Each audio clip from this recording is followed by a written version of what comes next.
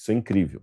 A outra coisa curiosa também é que percebeu-se que nessas cópias antigas de Paulo havia o chamado aparato de Eutálio. O que é o aparato de Eutálio? Está vendo essa página que aparece aí? 2 páginas, na verdade. Vocês estão vendo que a de baixo tem uma letra em grego embaixo e uma outra em grego em cima, mas é uma caligrafia bem diferente. E no de cima também você tem um começo com letras em vermelho. Esse aparato de Eutálio, ele data provavelmente do 4º século, alguns acham que ele ainda foi usado até o 7º século de nossa era. Ele foi criado no 4º século, provavelmente por Eutálio, que era bispo ou no Egito ou na Sardenha. Por isso que é chamado de aparato de Eutálio. Ele criou esse aparato. O que esse aparato é? Antes dos livros da Bíblia, ele copiava os livros da Bíblia, porque os monges copiavam a Bíblia nos mosteiros. Só que o Eutálio, ele inovou. Ao invés de só copiar a Bíblia, antes de começar o texto bíblico, ele colocava um prefácio. Tá certo? Ele escrevia um prefácio. Nas margens também ele escrevia comentários, atualizações do texto. E no final ele colocava também listas de citações do Antigo Testamento, ou seja, era uma Bíblia anotada.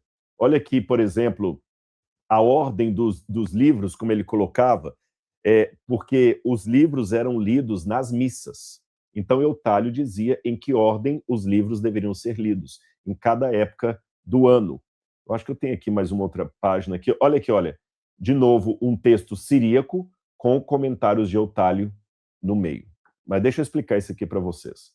Os comentários de Eutálio depois ficaram famosos. Então, alguns copistas da Bíblia, depois de Eutálio, copiavam o texto bíblico com as anotações marginais dele. Por exemplo, hoje você tem as Bíblias modernas, elas têm aqui, eu não sei se eu vou conseguir mostrar para vocês, olha, tá vendo abaixo do texto bíblico, você tem aqui passagens bíblicas que são citadas aqui, tá certo? Outras Bíblias, como a que eu estou fazendo, que é a Bíblia de anotações, sabe que eu estou escrevendo junto com a BV Books, praticamente terminei, uma Bíblia arqueológica anotada. Então, vai ter o texto bíblico aqui em cima e embaixo, no rodapé, os meus comentários, alguns boxes. Então, Eutálio fazia isso. Por exemplo, aqui ele notava que esse texto está citando uma outra passagem bíblica, ele anotava do lado.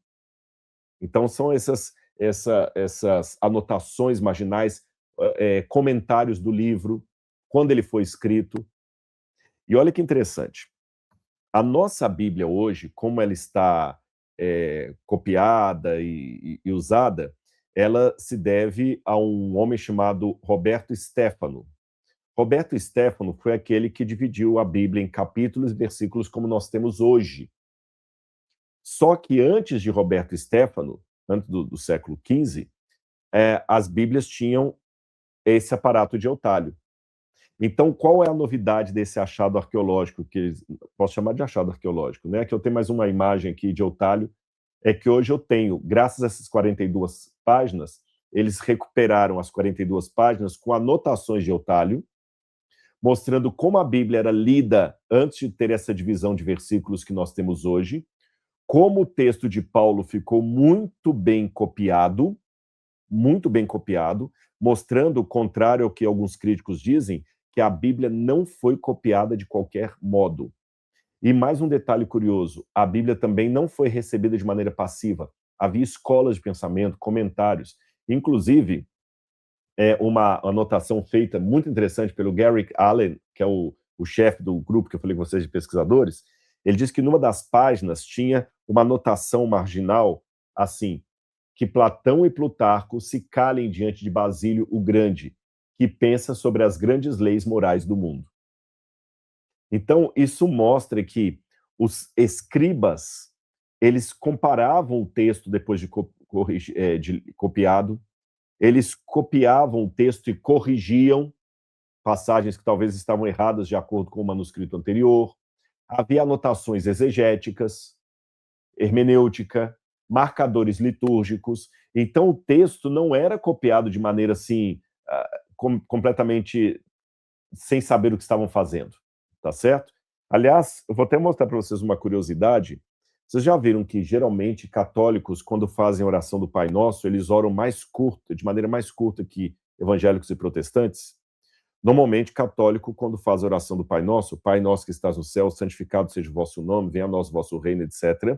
Ele termina assim: não nos deixeis cair em tentação, mas livrai-nos do mal. Amém. Tá certo? Mas livrai-nos do mal. Amém. Ponto. Acabou aí. Já os evangélicos e protestantes falam o seguinte: não nos deixeis cair em tentação, mas livrai-nos do mal, porque teu é o reino, o poder e a glória para sempre. Amém. Você já se perguntou por que o Pai Nosso na versão protestante e evangélica ele é um pouco maior do que o Pai Nosso na versão católica? Agora eu vou surpreender muitos que são evangélicos e protestantes que me seguem. Em termos de crítica textual, essa parte final, porque teu é o reino, o poder e a glória para sempre, não está nos melhores manuscritos bíblicos. Tudo indica, do ponto de vista da crítica textual, que essa doxologia do Pai Nosso, porque teu é o reino, o poder e a glória para sempre, não fazia parte da oração original de Jesus.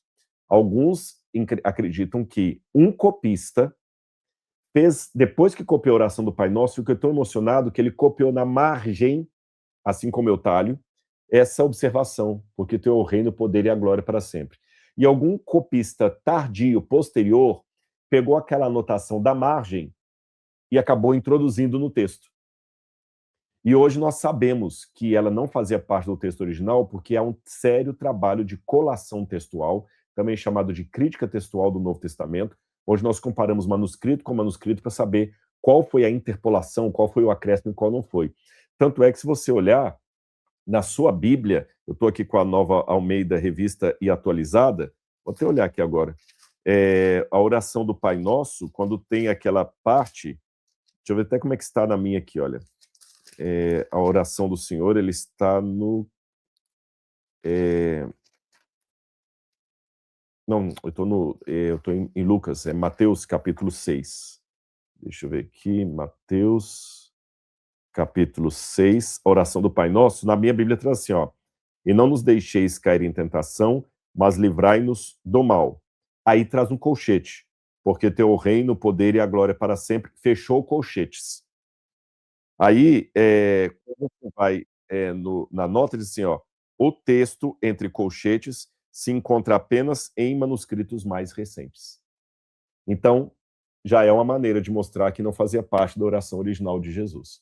Mas, para tranquilizar evangélicos e protestantes, por que a gente continua usando isso na igreja? Porque não é pecado. O reino, o poder e a glória para sempre é de Deus.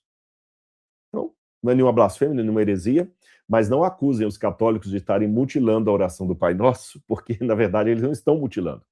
Eu só trouxe isso aqui para você ver um exemplo de como os textos eram copiados e coisas que passavam ali para os manuscritos, tá certo? E, de qualquer maneira, isso mostra que o texto foi bem copiado, que quando houve uma anotação marginal que não fazia parte do texto, nós temos como identificar, e que o texto não era apenas copiado, que também é essa crítica, que os monges eram analfabetos, nem sabiam o que estavam copiando, não. Eles faziam anotações, havia aparato, um tipo de aparato crítico, tá certo? Havia um desígnio litúrgico no texto. Então, tudo isso aumenta a nossa confiança na transmissão do texto do Novo Testamento, porque essas são as cópias mais antigas das epístolas de Paulo, muito mais antigas do que outras. Então, quando você compara essas cópias com a que temos posteriores, você vê que o texto foi muito bem preservado.